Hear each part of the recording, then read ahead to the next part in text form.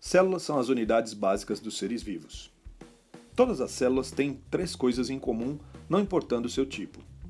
Todas as células têm uma membrana celular que separa o interior da célula do ambiente externo. Citoplasma, que é um material gelatinoso, e DNA, que é o material genético da célula. Existem duas categorias de células. A primeira categoria são as células eucariontes. Elas têm organelas que invariavelmente incluem o núcleo, além de outras partes especiais. As células eucariontes são células mais avançadas e complexas, sendo encontradas em plantas, animais, protozoários, fungos. A segunda categoria são as células procariontes. Elas não têm núcleo ou organelas membranosas. Elas apresentam um material genético, mas que não está contido dentro de um núcleo. As células procariontes são sempre organismos unicelulares, tais como as bactérias e cianobactérias. Então, o que são organelas? Organela significa pequeno órgão. Organelas são as partes específicas de uma célula que têm tarefas exclusivas para executar. Vamos começar com o núcleo, o centro de controle da célula. O núcleo contém o DNA, ou material genético. O DNA dita o que a célula vai fazer e como ela o fará. Cromatina é o emaranhado onde o DNA se encontra espalhado, encontrado no interior da membrana nuclear. Quando uma célula está se preparando para se dividir, o DNA se condensa em estruturas conhecidas como cromossomos. O núcleo também contém um nucleolo, que é uma estrutura onde os ribossomos são feitos. Depois dos ribossomos deixarem o núcleo, eles terão a importante tarefa de sintetizar ou produzir proteínas.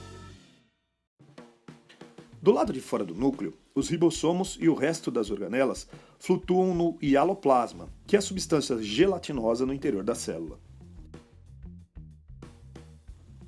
Ribossomos podem passear livremente dentro do hialoplasma ou anexar-se ao retículo endoplasmático, às vezes abreviado como RE. Existem dois tipos de retículo endoplasmático. O retículo endoplasmático rugoso, pois contém ribossomos aderidos, e o retículo endoplasmático liso, que não tem ribossomos. O retículo endoplasmático possui uma membrana fechada que permite o transporte de materiais tal como proteínas sintetizadas pelos ribossomos. As proteínas e outros materiais emergem do retículo endoplasmático em pequenas vesículas, onde o aparelho de Golgi, às vezes chamado de complexo golgiense, as recebe. As proteínas movem-se dentro do complexo golgiense, onde elas são personalizadas em formas que a célula pode usar.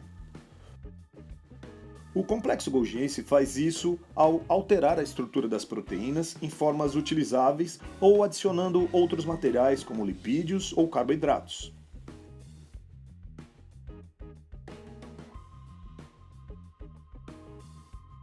Vacúolos são estruturas em forma de vesículas que armazenam materiais diferentes.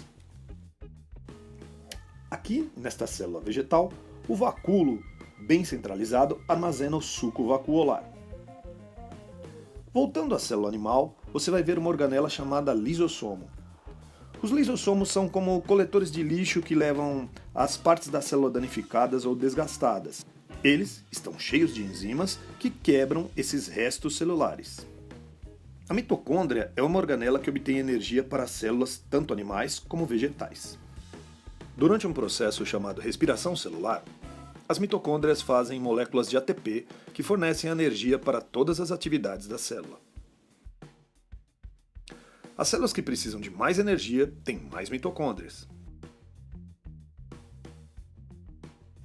Enquanto isso, a célula mantém sua forma através de um citoesqueleto. O citoesqueleto inclui os microfilamentos filiformes, que são feitos de proteínas, e os microtúbulos, que são tubos finos e ocos, também feitos de proteínas. Alguns organismos, tais como plantas, que são seres autotróficos, ou seja, que produzem o próprio alimento, o fazem captando energia luminosa. Essas células possuem uma organela denominada cloroplasto. É no cloroplasto onde acontece o processo de fotossíntese. Ele é verde porque tem um pigmento verde chamado clorofila. As células vegetais também têm uma parede celular além das membranas celulares, de forma a apoiar e proteger a célula da planta. As células animais não têm parede celular. Existem muitas outras estruturas únicas que ocorrem em apenas algumas células. Aqui estão apenas alguns exemplos. Nos seres humanos, o trato respiratório é revestido por células que contêm cílios. Estes são semelhantes a pelos microscópicos que podem se mover em ondas.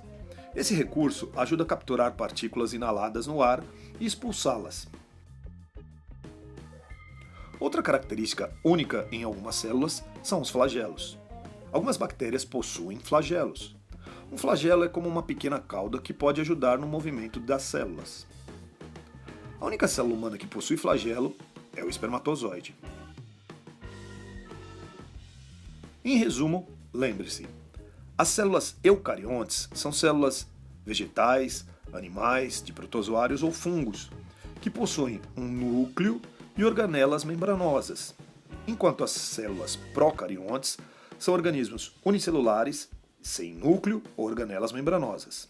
Todas as células têm uma membrana plasmática, citoplasma e material genético. E, ainda que cloroplastos ocorram apenas em células vegetais, mitocôndrias ocorrem tanto em células vegetais como células animais.